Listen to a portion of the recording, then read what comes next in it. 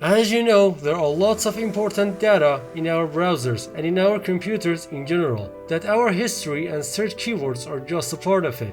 So being able to steal data from browser with just a simple image is a huge flaw. So be careful, and if you want to see the prevention of it, watch till the end of the video. I wonder if I can see what Mike is browsing.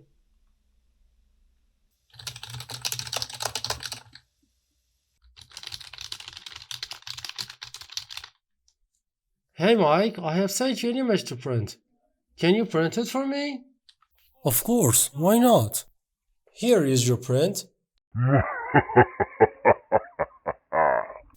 How it is done, you might ask? We will tell you after the intro.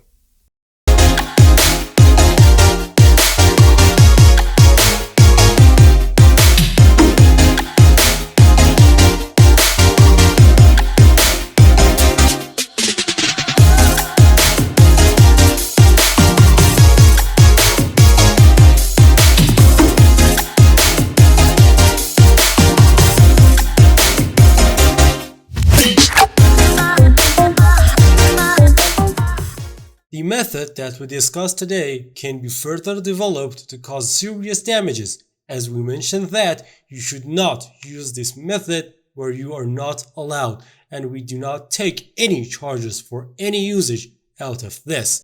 So, okay guys, let's talk about how poor Mike's history was stolen. Well, the scenario was fairly easy. He was just sent an image file over a shared folder, and by opening it, a command in the background would just execute and just copy over the Google's Chrome history into desired location of the attacker. But how did the attacker achieve that? We're gonna tell you right now. First of all, we need to create a txt file and rename it to a.bat.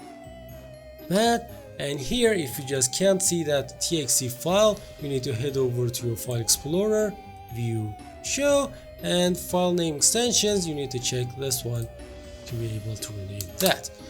Here we are gonna just prompt that one, and we need to just insert our command over here, which is this one. And what this command does is just copy over the history of Google Chrome into the location of the actual final file that we are gonna creating right now. Here we go for WinRAR, add to archive, and compression method best, create SFX archive, and in the advanced tab we go for SFX options, we go for setup, and our file names should be added here, a.png. What it does is just after extraction just goes over these one by one and executes a.bat, a.png, and a.bat is our command that just executes our command, and after that opens that a.png. So the victim just thinks that a file is now open, an image is now open, but the actual thing is that it just executed our command and after that opened that file. We need to just change the icon of the file, the output file that we want to use, to the icon of the image, and hit open and go for modes and silent mode hide all. Okay, and just before clicking on that okay thing, we need to just go for Windows security, and here if it comes up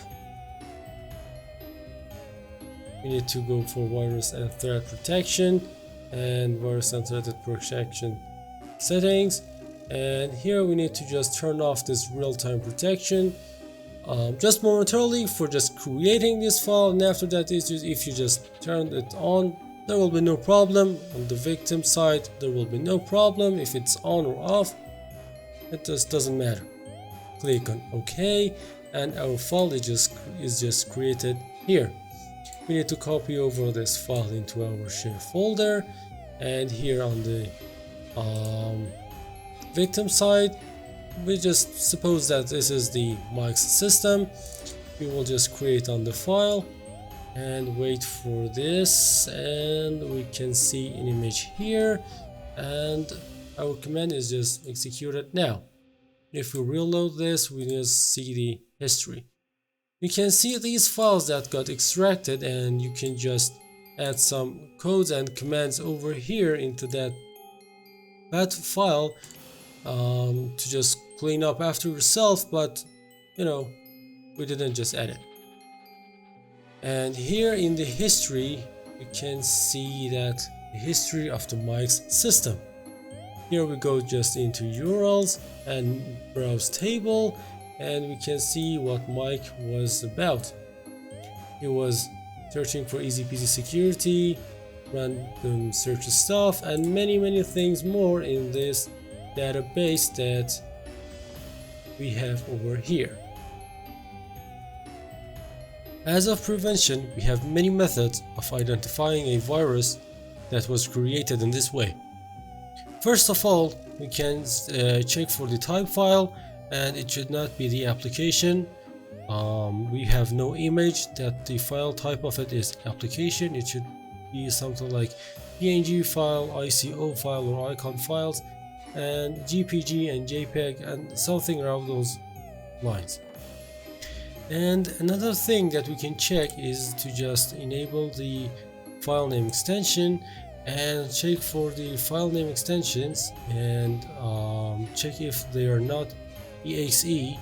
And these type of files are mostly executable files, and pretending to be a image makes them really suspicious of being a virus.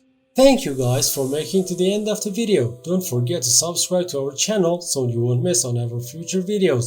Great ones are coming. We are gonna talk about hacking and how you can be safe. And if you like this video, you can hit that like button. At last, feel free to comment out what you guys want to see in this channel and future videos. Catch you on the next one. Bye!